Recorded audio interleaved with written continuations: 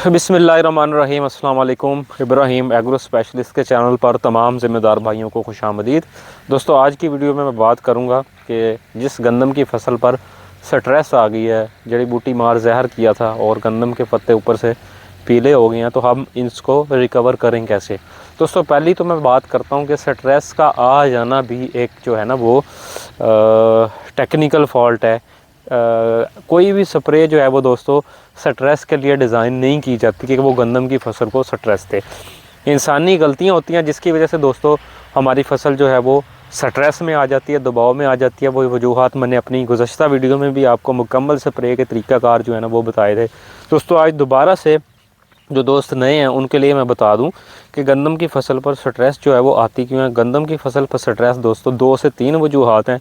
अगर आप इनको कंट्रोल करेंगे तो इंशाल्लाह जब आप स्प्रे करेंगे अपनी गंदम की फसल में तो स्ट्रेस नहीं आएगी। दोस्तों, पहली तो बात है, जो दवाई जिस मकसद के लिए है उसको उसी मकसद के लिए करें। को बता देता हूँ। नंबर 1 दोस्तों, कि दवाई की हम जो है ना वो ओवरडोज़ कर देते हैं। यानी कि अगर 300 मिलीलीटर फ़ी एकड़ दवाई की डोज़ है तो कोई ज़िम्मेदार कहते हैं कि दवाई की डोज़ हम तेज़ कर देते हैं तो जड़ी बूटी अच्छे तरीके से मर जाएगी। पहली तो वजह ये है। दूसरी दोस्तों वजह है पानी हम कम इस्तेमाल कम करते हैं।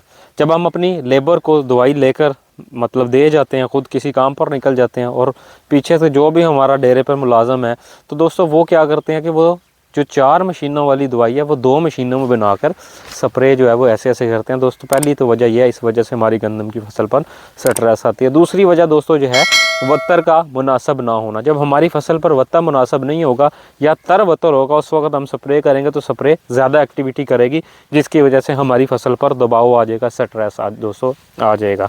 और दोस्तों, जो तीसरी वजह है वो नोज़ल का सही ना लगाना या स्प्रे का डबलिंग करना। जैसे ही हम एक एरिया पर स्प्रे करके गए हैं और दोस्तों दोबारा से हम उसी एरिया पर स्प्रे कर देंगे। स्प्रे के मुकम्मल तरीक़ाकार हमने अपनी वीडियो में पिछले बताए हैं। दोस्तों, आप स्प्रे का दुरुस्त तरीक़ाकार देख लें। दोस्तों, ये 2 से 3 चीज़ें अगर आप कंट्रोल कर लेंगे तो इंशाअल्लाह ताला हमारी फसल पर किसी किस्म की कोई स्ट्रेस नहीं आएगी। अगर दोस्तों अब आ गई है, कोई ना कोई गलती हमने कर दी है, तो अब उसको हम ओवरकम कैसे करें। दोस्तों, इसकी 2 से 3 जो है वो रेमेडीज़ मैं आपको बता देता हूँ। पहला तो ये दोस्तों ये है कि आप 2% यूरिया का सोल्यूशन लेके, यानी कि 2 किलो यूरिया 100 लीटर में पानी लेके आप अपनी फसल के ऊपर स्प्रे करेंगे तो दोस्तों इससे भी फसल हमारी जो है वो स्ट्रेस से काफ़ी हद तक बाहर आना शुरू हो जाएगी। दूसरी रेमेडी ये है दोस्तों, आधा किलो गट्टू जो है वो आप असर के बाद जो है वो अपनी फसल में छटा कर दें तो दोस्तों इससे भी जो है वो हमारी फसल बाहर आना शुरू हो जाएगी। तीसरी जो रेमेडी है, तीसरा तरीक़ाकार यह है कि कोई भी अच्छा अमाइनो एसिड NPK लेके, जैसे बायर का एम्बिशन है, या आप 1 पैक 100 लीटर में पानी में मिला के दोस्तों इसको अगर आप स्प्रे करेंगे तो वो स्ट्रेस के जो है मुज़र असरात काफ़ी हद तक, यानी कि पौधे की दोबारा से नई तरीके से ग्रोथ होना शुरू हो जाएगी। लेकिन दोस्तों उसके लिए भी मौसम साजगार होना नहायत ज़रूरी है। अगर इस मौसम में, धुंध के मौसम में आप स्प्रे करते हैं तो वो रिज़ल्ट आपको नहीं आएंगे जो कि आपको ओपन मौसम में दोस्तों रिज़ल्ट्स आने। तो दोस्तों इस तरीक़ाकार से आप अपनी फसल को स्ट्रेस से, दबाव से बाहर निकाल सकते हैं। दोस्तों, मज़ीद इस तरह की मालूमाती वीडियोस देखना चाहते हैं तो हमारे चैनल को सब्सक्राइब कर लीजिए। अपना ढेर सारा ख्याल रखिएगा। बहुत शुक्रिया।